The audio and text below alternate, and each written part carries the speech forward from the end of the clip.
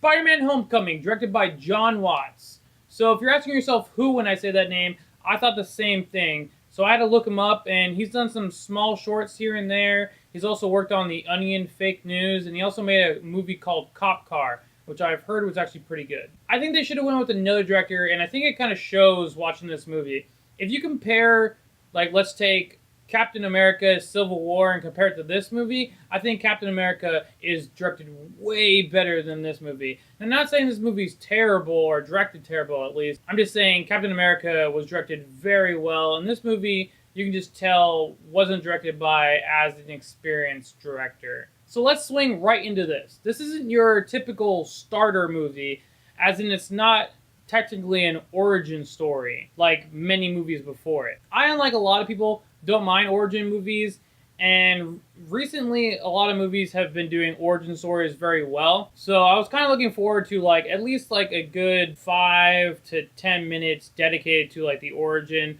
of at least this Spider-Man, because let's face it, each Spider-Man, you know, Tobey Maguire, Andrew Garfield, and now this one are all different. So, I mean, we kind of do need their origin of how they started, other than just, you know, I got bit by a spider. This time around, we get a very small bit where Peter tells his friend Ned that he got bit by a spider, and it's very little dialogue, and that's pretty much all we get. It's really more of an origin story for Vulture than anything.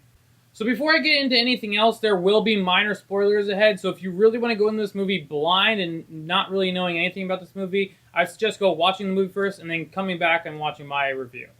So let's get into this. Anyways, so the movie starts off with Vulture and his crew cleaning up after the Avengers from the first movie in New York, and then some like government people who find out work for Stark's company kind of stop them dead in their tracks and pretty much tell them they cannot clean up the alien junk, pretty much force them to close up shop. Their guys leave, and Adrian, aka Vulture, is kind of mad about it. So once they take all the alien stuff home, they realize that it has a lot of power and a lot of stuff they could do with it, so they use that to their advantage. So fast forward 8 years later, and we're right past Civil War. So Vulture is already up in his suit, teched out, and he's on the hunt for more alien stuff and weapons that he can use to sell and use in his crew. In his crew is Shocker, who is super underused in this movie, and I use air quotes because Shocker in this, there's actually two Shockers. The first one, who I think played him very well, a lot like his comic book and cartoon counterpart, did it very well. He even had the jacket, you know, the puffy yellow looking jacket. He didn't have the mask, which was kind of a bummer, but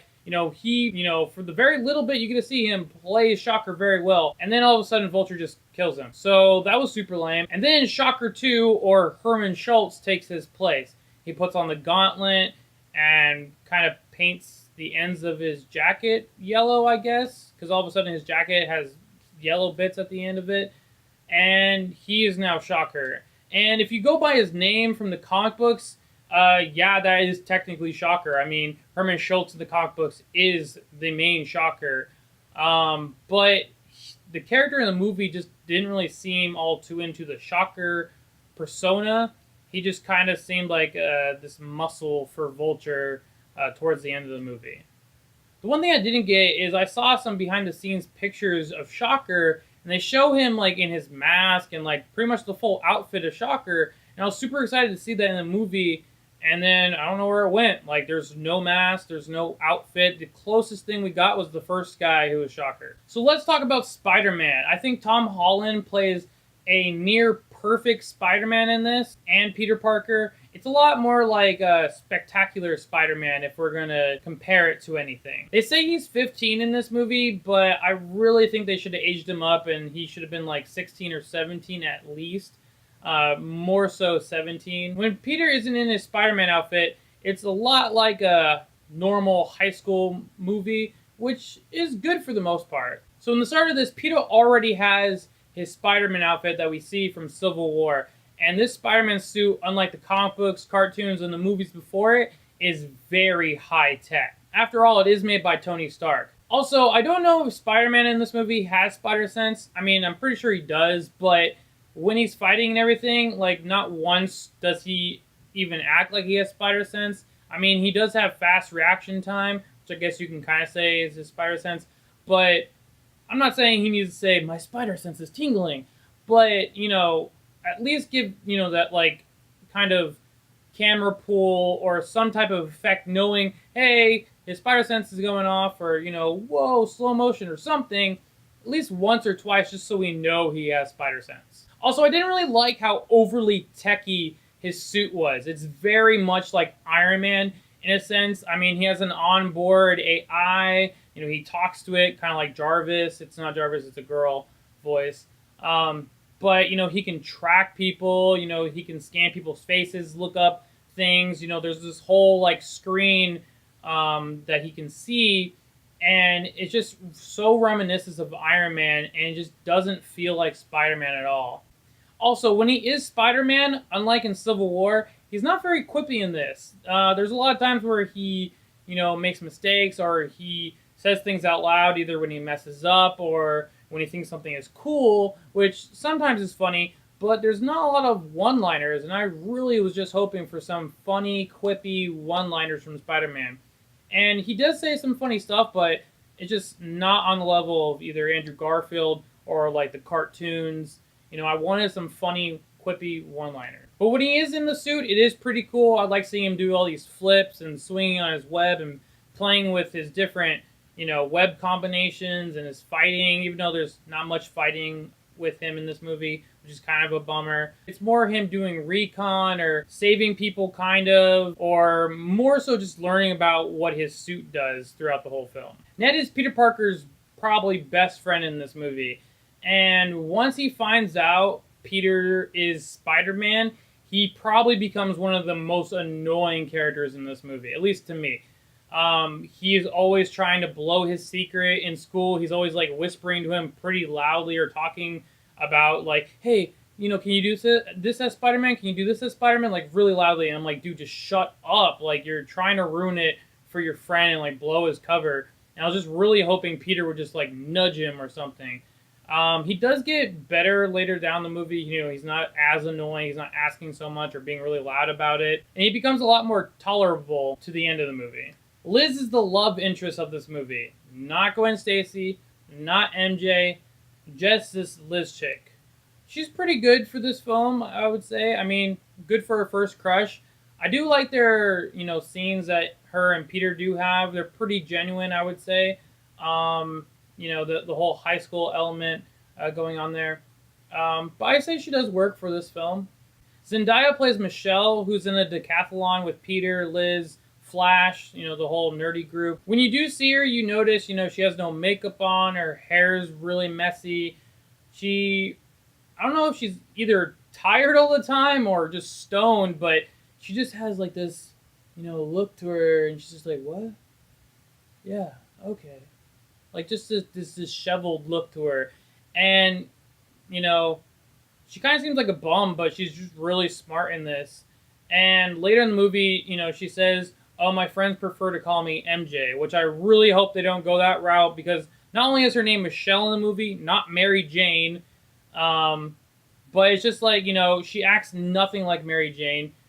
She doesn't have red hair, and I just don't think she would be a good pick for Mary Jane. I really hope they go with a different actress.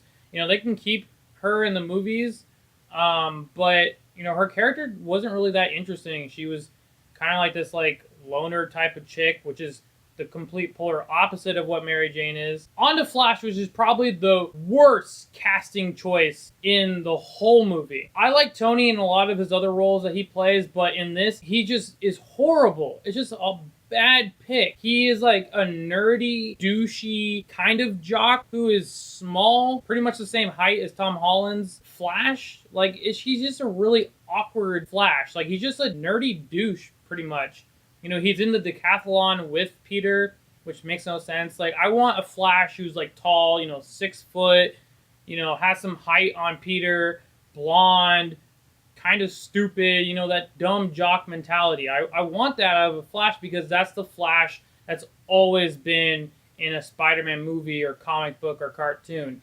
And this portrayal of Flash is just really bad. It's a real big miss. It's probably the worst character in this whole movie. So let's go back to the story. It's pretty straightforward for the most part. Spider-Man throughout the movie is trying to learn more about his suit, and I do say suit and not powers, because Like I said, it's very high tech, so he's just trying to figure out all these settings and, figure out what he can do with the suit. Not really push himself with his powers like Tobey Maguire did. That whole roof scene. Fly! There's, just no, like, him, like, really trying to push his boundaries of his powers. He's just kind of like, okay, cool, I'm Spider-Man. Oh, look, all these settings. Let me try to figure them out and what they do. Also, he's trying to prove to Tony Stark that he's worth it and that he should be a part of the Avengers by showing that he can take down the Vulture. Side note, I don't know what's up with these superhero movies and always making the villains who are normally typically superhuman or metahuman in like the comic books or cartoons, and for whatever reason just taking their powers, their actual powers away, and just giving whatever powers they actually normally have and just making like a tech version of it. So it's like, if he can shoot fire out of his hand. Instead, in the movies, they just make a tech thing that make fire kind of shoot out. It's like, come on, can't supervillains have superpowers too? Why are all the superheroes the only ones with actual powers and the villains are just kind of like these, tech guys? Kind of like in the last Spider-Man movie, Rhino was just a big tech robot. I really do like his suit design in this as well. I think it's pretty solid design. So other than all the complaints about certain characters and other small stuff here and there, I actually did enjoy this film. It was really fun. It had some funny parts. Spider-Man made me laugh. There's other parts that made me laugh. And it was just a solid, fun film to watch. I just really hope the next solo Spider-Man movie is a lot better and with some better villains. I heard that Venom might be a part of it. I'm not 100% sure. I just really hope they don't Spider-Man 3 us. So in all, I did enjoy this movie. Besides all the negatives that I did have about this film, it was enjoyable and definitely worth a watch in movie theaters.